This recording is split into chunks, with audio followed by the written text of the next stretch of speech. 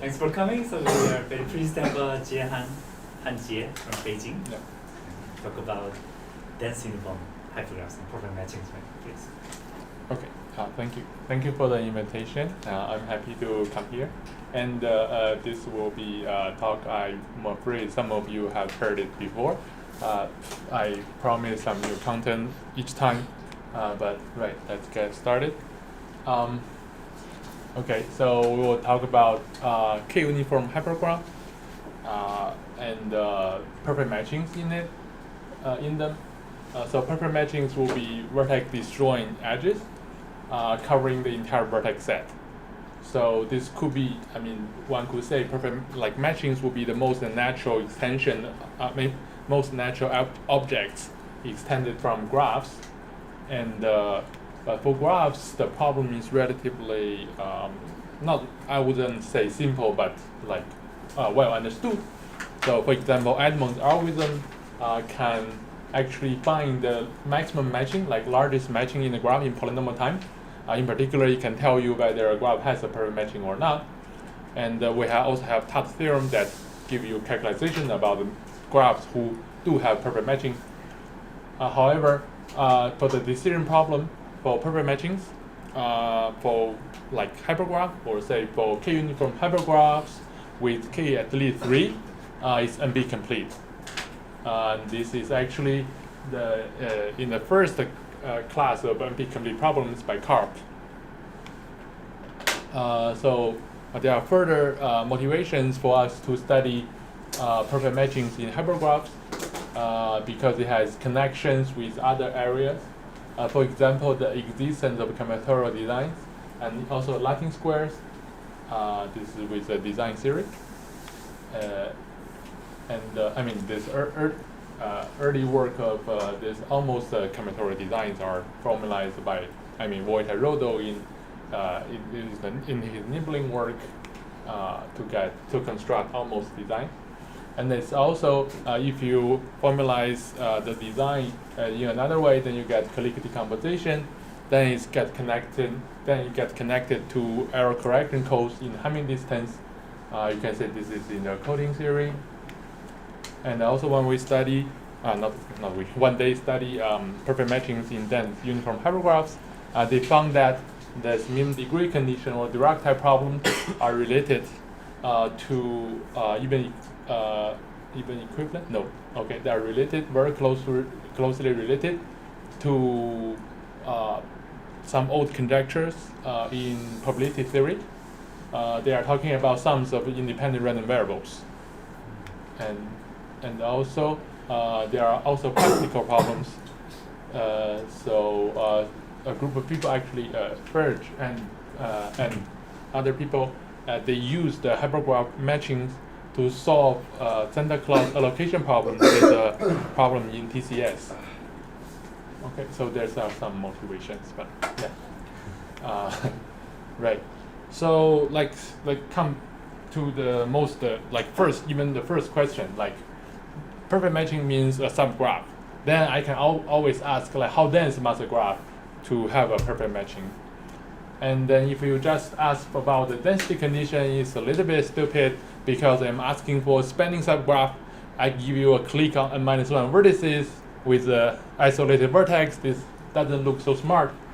So the condition we put should be, for example, mean degree condition that adds to all vertices. And then Dirac theorem says that if a mean degree is n over 2, then your graph is Hamiltonian. And then if your number of vertices is even, then it has a perfect matching. And this n over 2 is so huge, but somehow it is best possible if you consider the unbalanced complete bipartite graphs. There is a thread of research trying to generalize Dirac theorem to hypergraphs, and then maybe they mean the Hamiltonian cycle problem. For perfect matchings will be a separate problem, also to hypergraphs.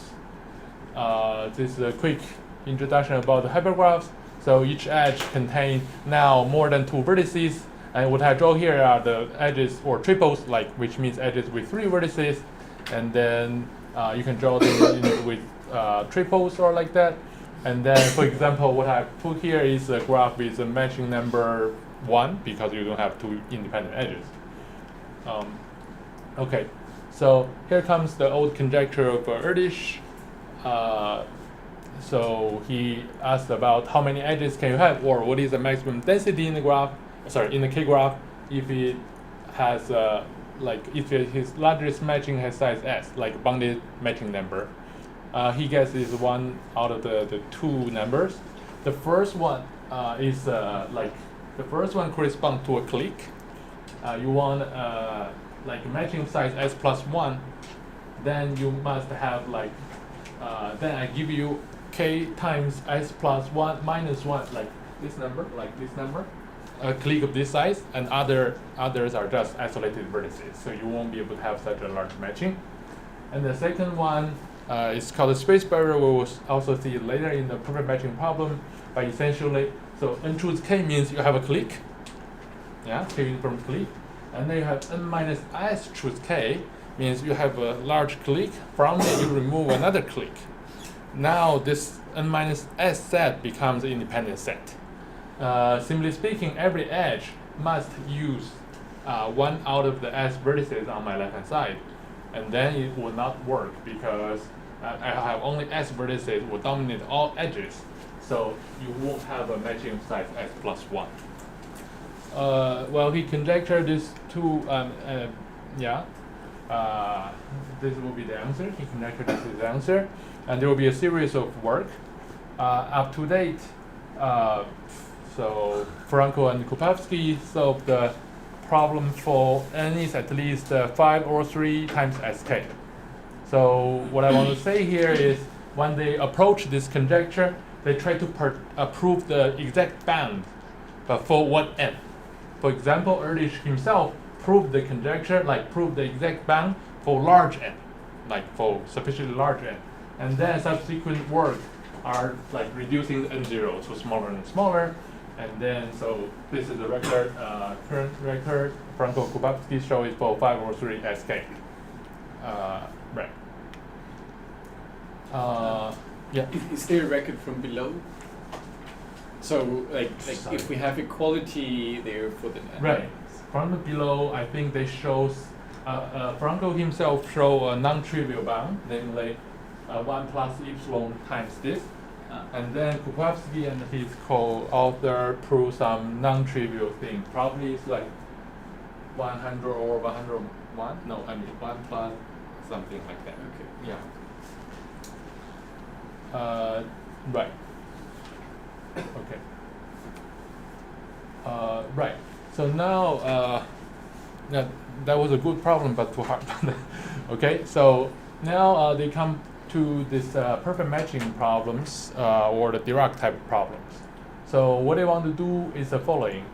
So give you a problem, give you a hypergraph with a minimum degree condition.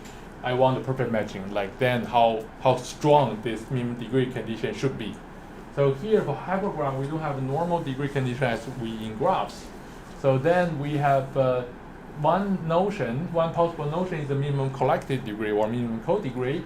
Or simply speaking, I give you a set of vertices. I ask how many edges it is in. So here I want to say here are k minus 1 vertices there, and then if you draw the edges, and this set has degree or co-degree 4. So that will be the notion. And then the Rodol, Rukinsky, and Zamrad in 2009, again after a series of works, determined the best possible minimum co-degree condition forcing a perfect matching. And the condition is n over 2 minus k plus c, where c is actually a deterministic number. The concrete number, 2.5 or 2, or 3 or 3.5 thing. And they require n is large because they use the probability method in their proof. And this kicks out new line of research for the Dirac type problems for for matchings. What was right?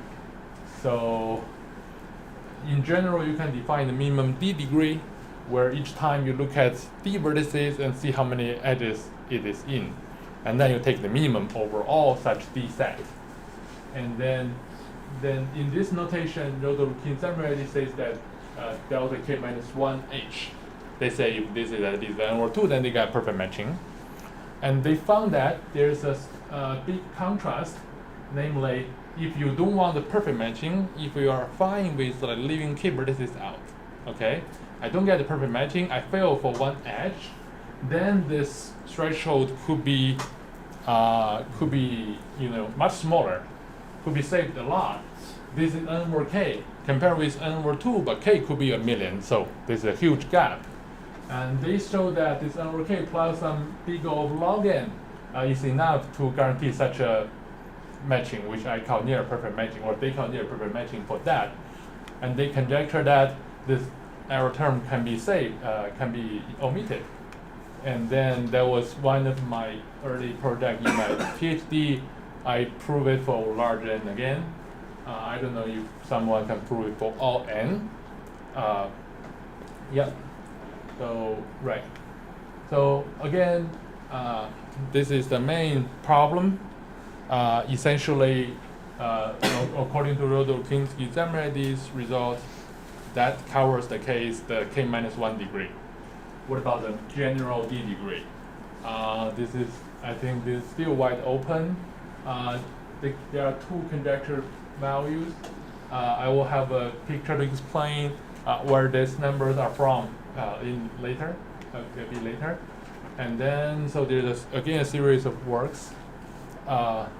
They studied intensively. And again, the current state of the art is the Franco-Kupavsky. They use their work on the Erdős matching conjecture to solve the problem for these at least 3k over 8, so 0.375. So when you see this list of results, so the d is getting smaller and smaller. So when d is getting smaller, the problem is getting harder. So d equals 1 will be the final goal for the end of the story.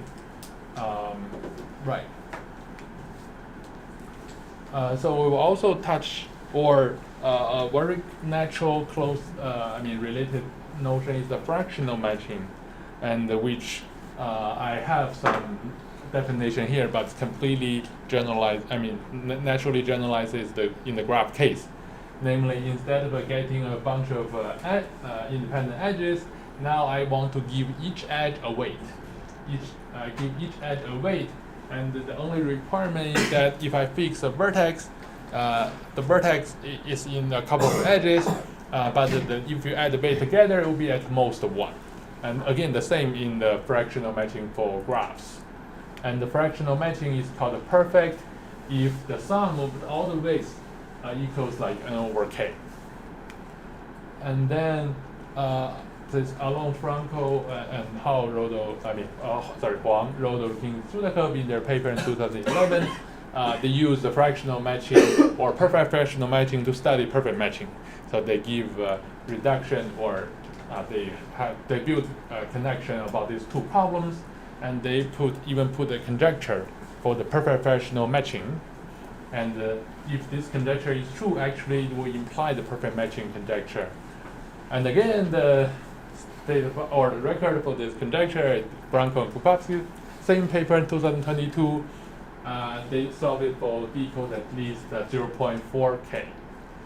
And in summary, so Erdős matching conjecture is the strongest, and implies the perfect fractional matching conjecture, and in turn implies the perfect matching conjecture.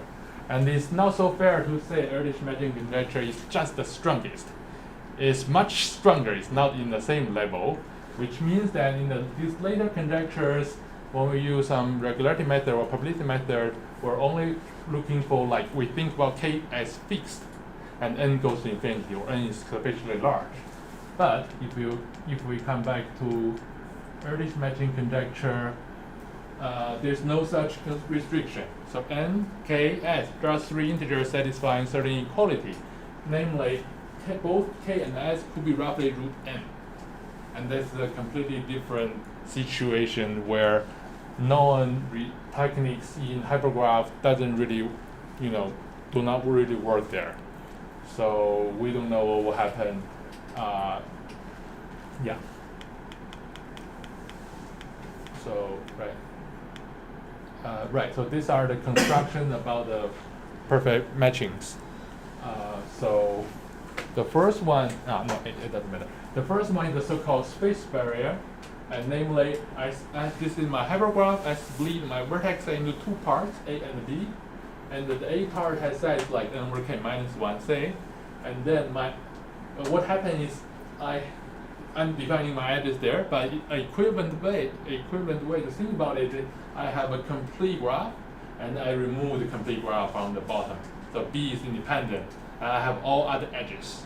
But again, all edges need like intersect A. So when I try to put a matching, each edge must use at least one vertex from A. And I won't make a perfect matching because a perfect matching has exactly n over k edges. And then you need to do calculations for this, and this gives you the ugly number there, so I won't go into there. And the second one is much easier. The second one gives you the threshold for 1/2. Now how does it work? This is called the so-called divisibility barrier, so you expect some divisibility issue.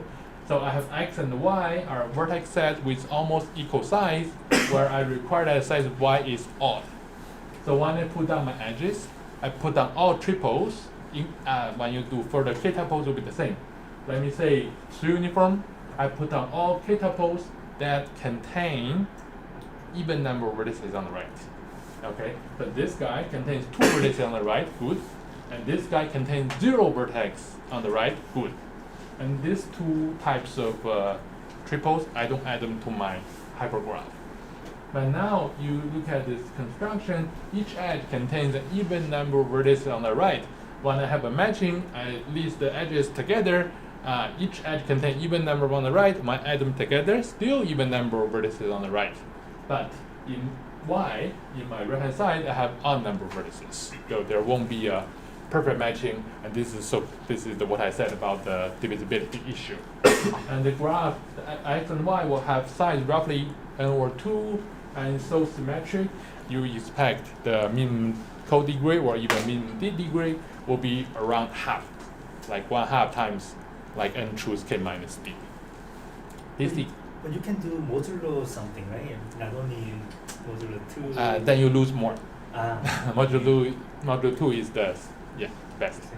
So fractional version doesn't care about divisibility. Is it? Right. Yeah. This one, for example, this one will have a perfect fractional matching. Right. This is only for the integer matching, the divisibility. Yeah. Right. So fractional matching only has this one construction or one barrier. Okay. Right. Again, the problems are hard. What else can we do? So coming back to the complexity problem, we know if we just give a hypergraph, ask about the perfect matching or largest matching, and be complete. We cannot do anything unless you prove P equals NP. Okay, so then I close my slide.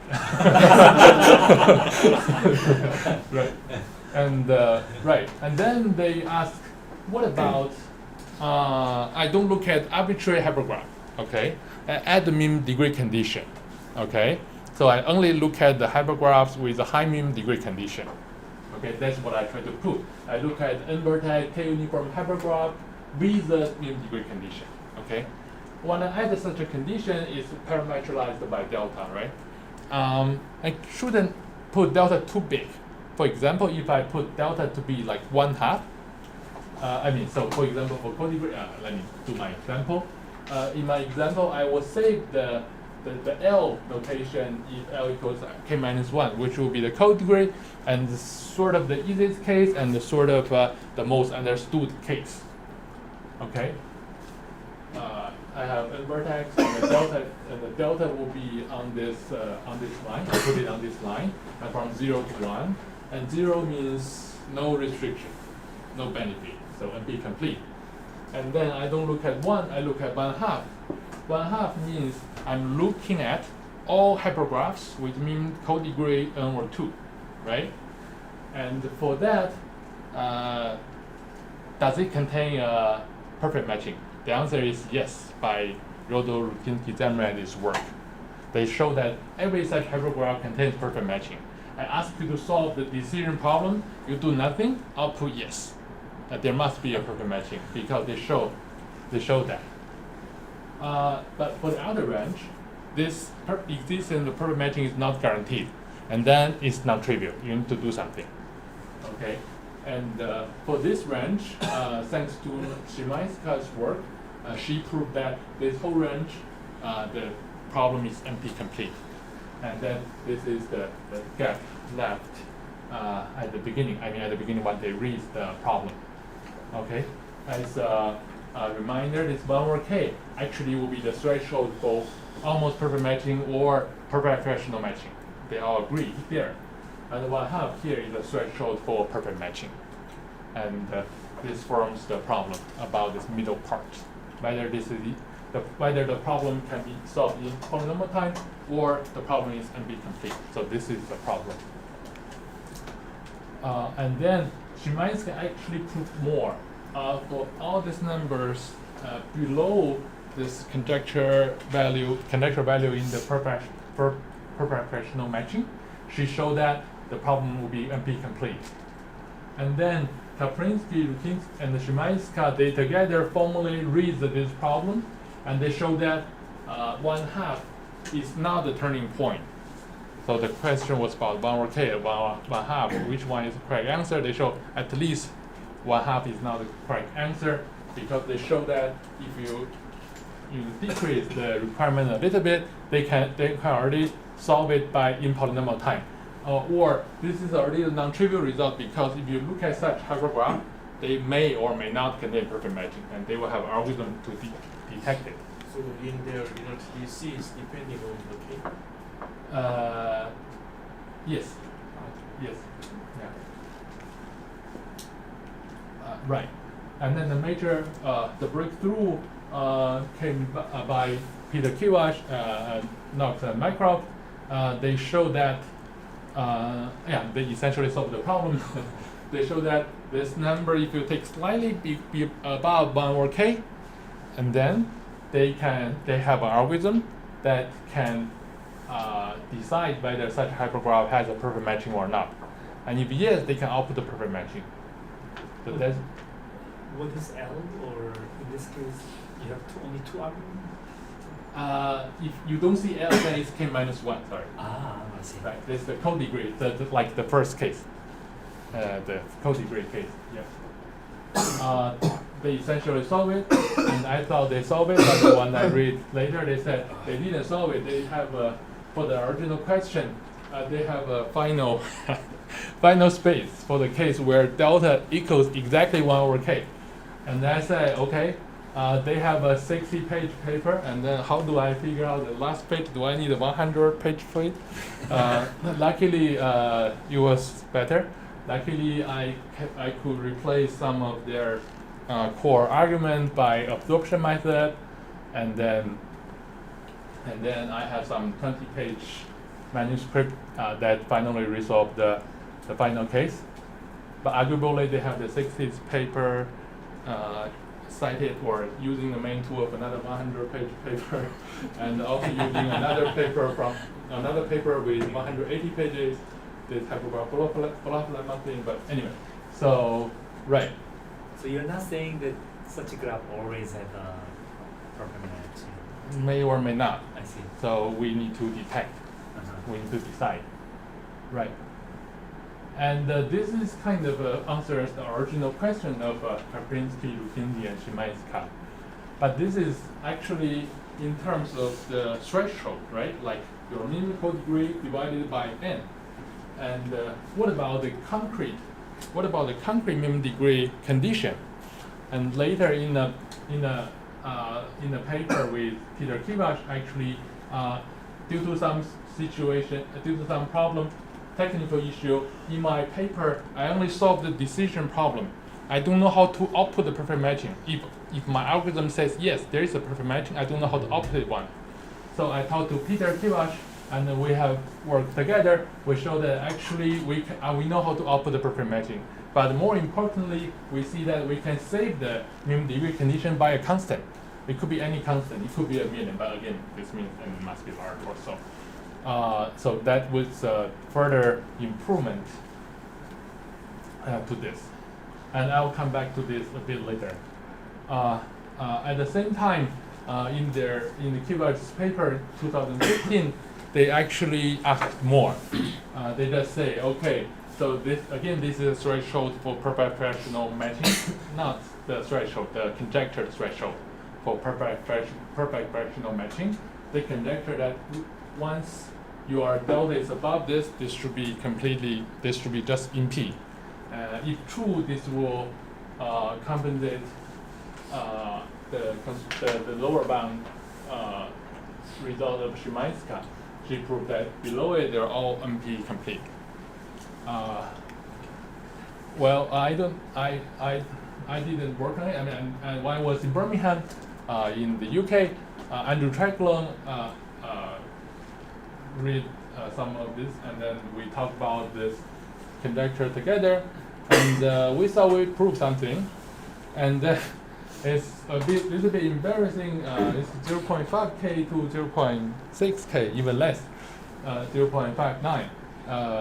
But right, so that was actually proved in 2016. We had 4 years for publication, and then I always try to. During the year, there's somehow not a happy situation. During the years, I just want to improve it.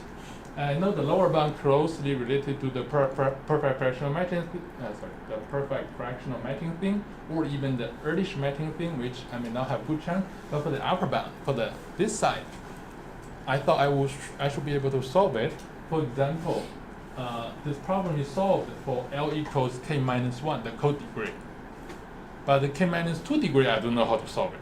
This should be the second easiest case.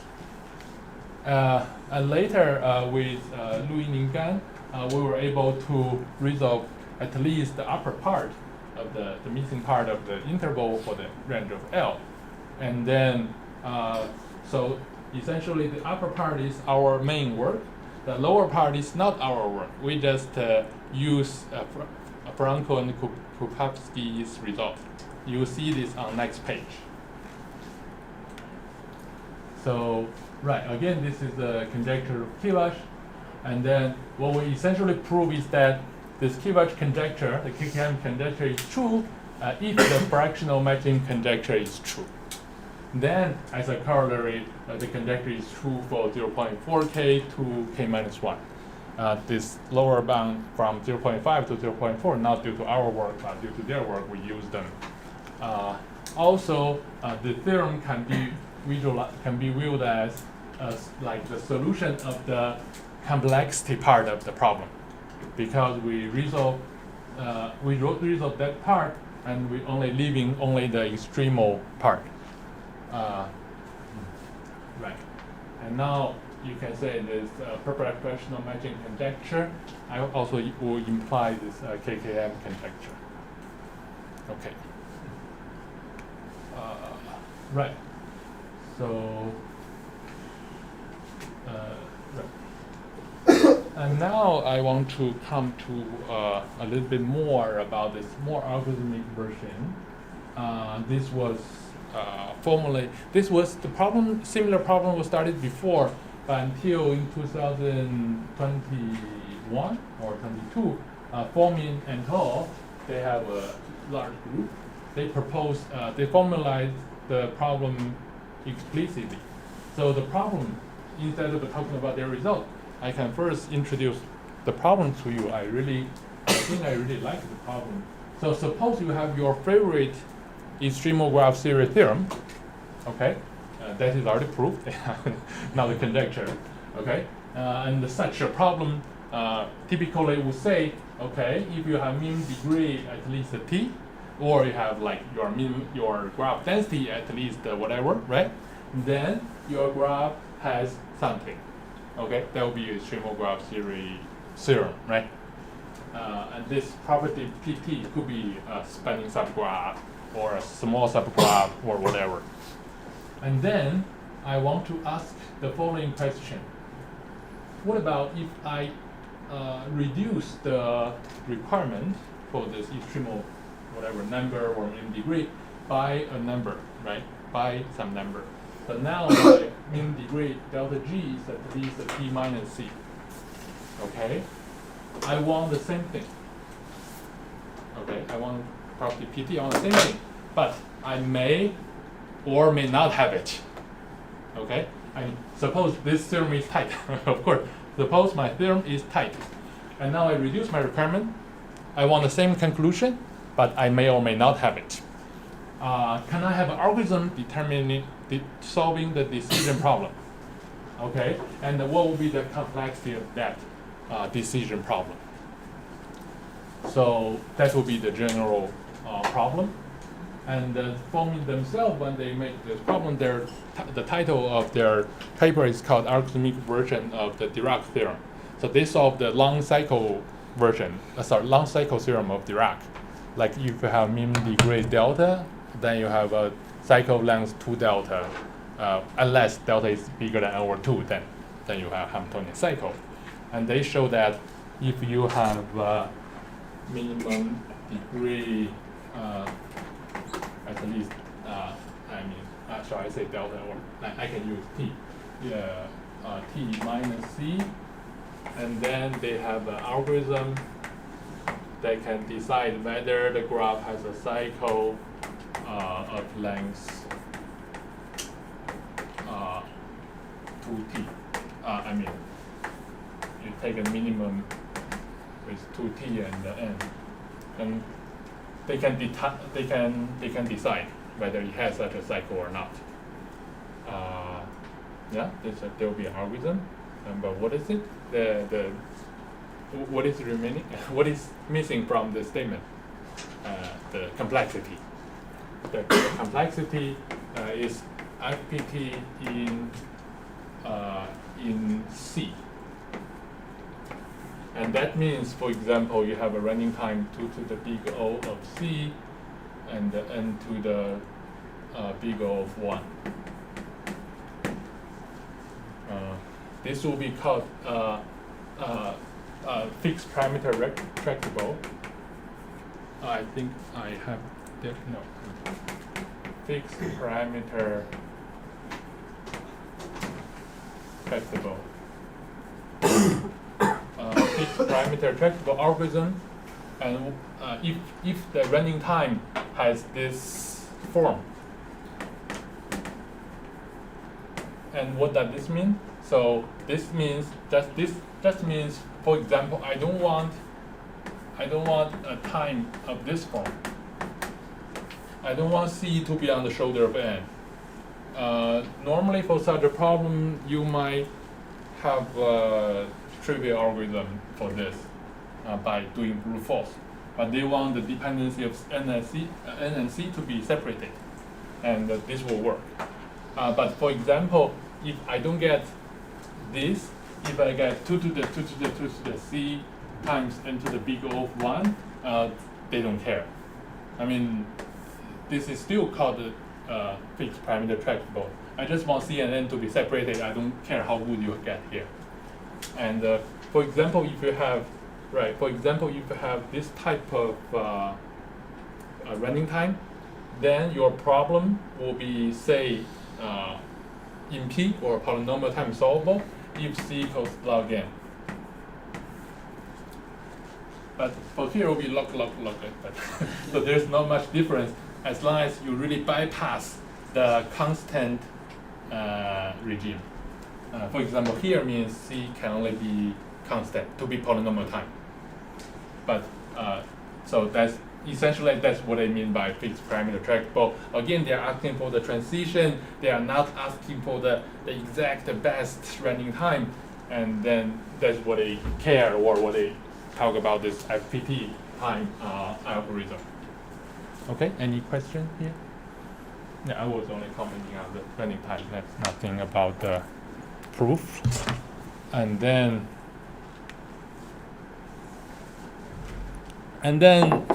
with Peter Kivash, our paper was published on Soda, and then I saw their paper on Soda as well. And somehow I thought maybe we could do something similar.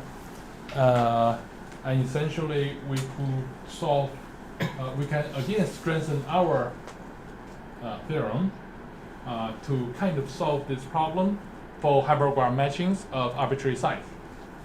And then this is something not so easy to read, but I will show you in the next slide. Namely, this is a statement that's the same on the last page. I want to say our new theorem is algorithmic version of the extremal problem, which I proved in 2014. Right. So here is like actually this is the easy corollary of the near perfect matching theorem. It says if you have a minimum co-degree this number, say minimum co-degree t, then you have a matching of size t. Okay, minimum co-degree t, then you get matching size t, at least t. This is the extremal theorem. Could be my favorite extremal theorem. And then I prove the algorithmic version. Now I have a minimum co-degree t. But in contrast, I want matching of size t plus c. Okay, and I may not have it, but I give algorithm, not polynomial time algorithm. It's an FPT algorithm that solves the problem in this time. And then, for example, not only for c equals constant, if c equals log n, the running time of the algorithm is still polynomial time. So that would be slightly strengthening about what I say about this soda result, because there we only have minus c, but now you can minus log n or big of log n, and the running time is still polynomial. Okay. Oops. Wrong side.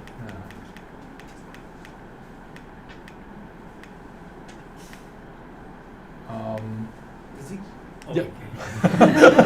Thank you. Sure. The first one, it looks like in case 2, you usually get a pass, and therefore you have if you have a small map, if you have a large minimum degree, you have a long pass, and therefore you have a matching. Is it similar? Not exactly, because when this number is around n over k, then the matching is almost spanning. It's almost perfect. Yeah. So if the degree is n over k minus 1, yeah, then I already get a matching size n over k minus 1, which is almost perfect.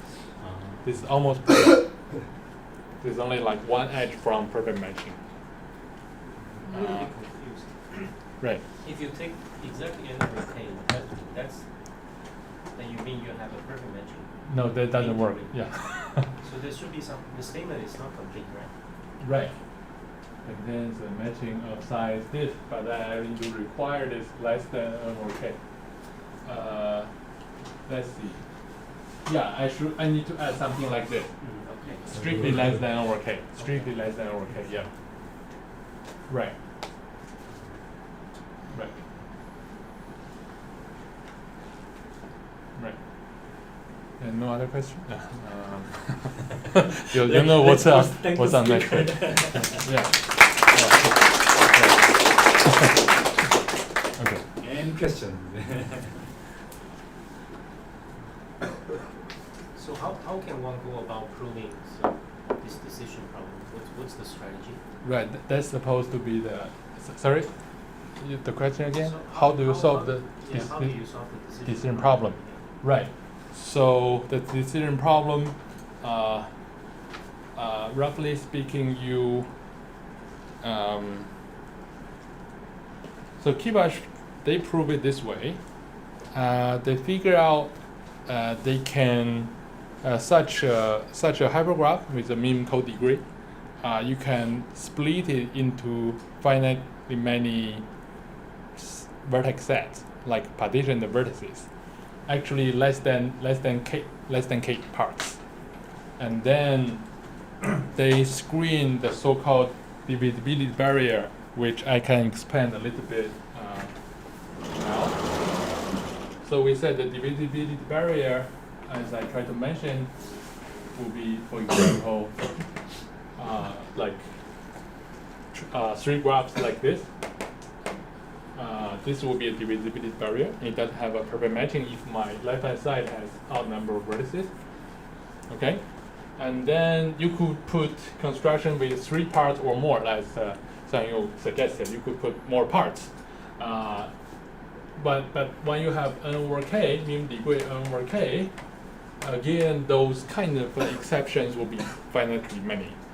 I want to detect whether my hypergraph has this. If it has this, of course, it doesn't have perfect matching, which means my hypergraph is a subgraph of this. Then it doesn't have perfect matching, right?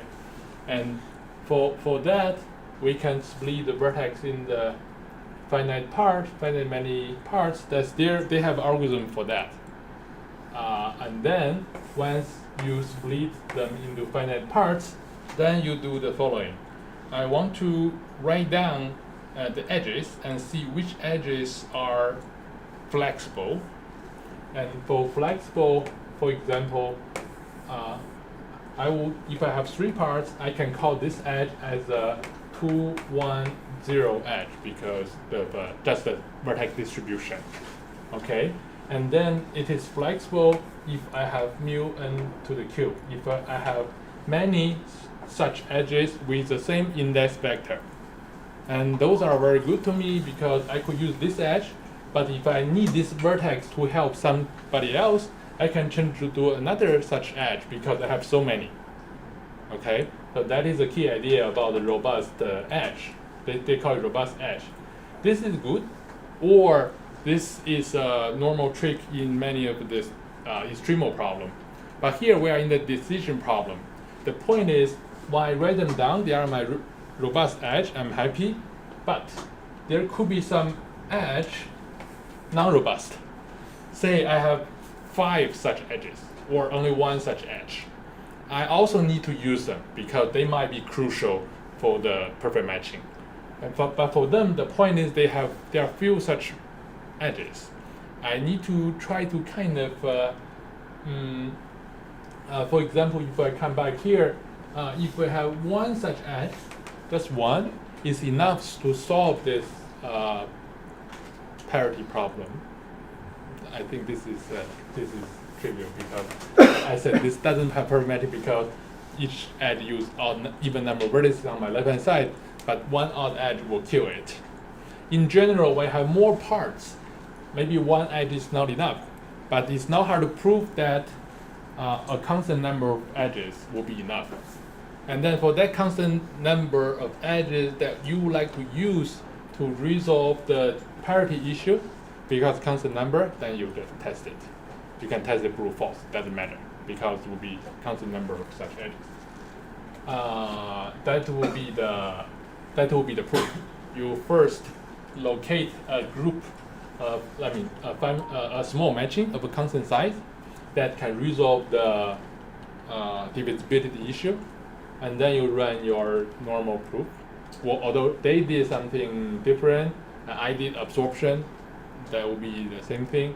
Not same thing. They're both possible, but that is essentially the proof. The key point is, when we have a good minimum co-degree, we have a finite number of parts, that is by some partition lemma, and to resolve the divisibility issue, we only need constant number of edges. And this is even true if we have minimum co-degree epsilon n. That is possible. But if we really have such a small minimum co-degree, then we don't know whether there is a large matching or not. That corresponds to the fractional matching lemma part. Yeah.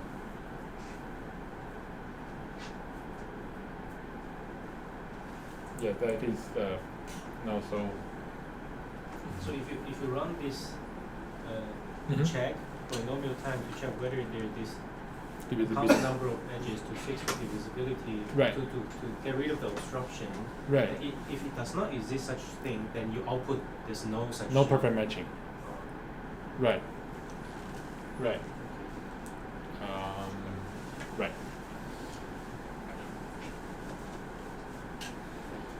Right. So I already know my graph is potentially in the divisibility barrier. Then if there is a perfect matching, the perfect matching I call M, and then I can use some greedy algorithm. I can find M prime in M, and this will be a solver.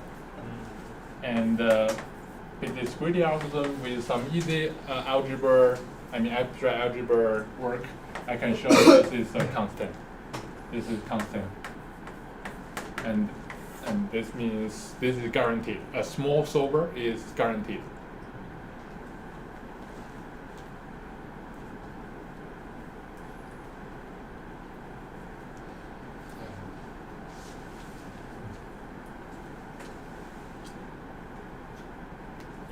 In your algorithm, the parameter is C, right? So Right. the n to the O1, do you have like hidden T or K in the exponent? K for sure. Alright. T, no, because T potentially could be epsilon n. So I see. right, my T is not constant. I see. If T is constant, then you just So T is just part of the input. right. So T could be Oh, yeah. epsilon n. Yeah. Right. So this is big O over K 1, and definitely not C here. That was the goal, right? Right. And no T here because T could be large.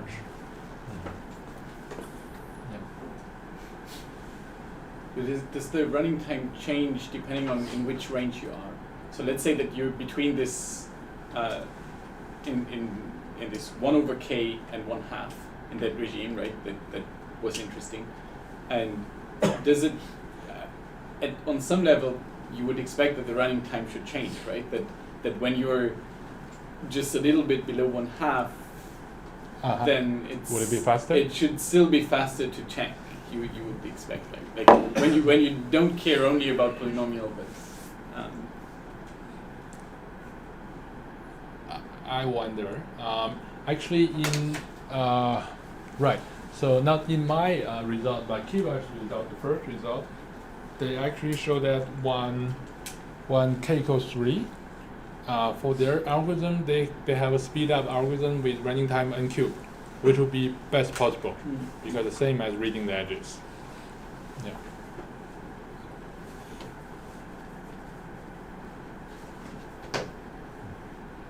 Yeah. Because of this your result that you said that T minus log n gives the polynomial time algorithm. So is there a chance to that this can be improved by some other small? Right. So I forgot to mention the problem.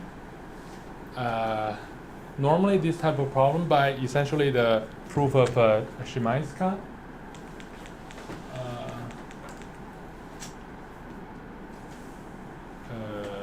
By the same proof of Szymańska, if the C is n to the epsilon, then the problem is empty complete.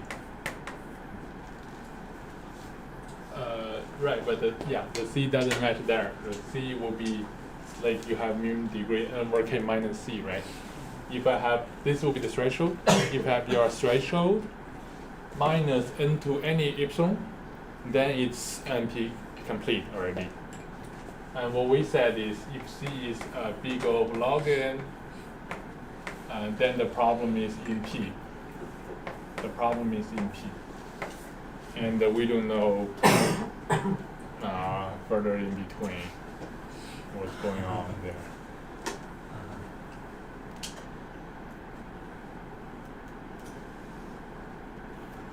Yeah, if I write it this way, or the statement here says if C is epsilon n, then it's going to be complete, right?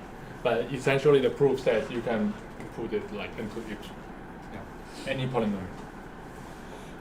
But we don't know in between. Any other questions? So now let's thank the speaker.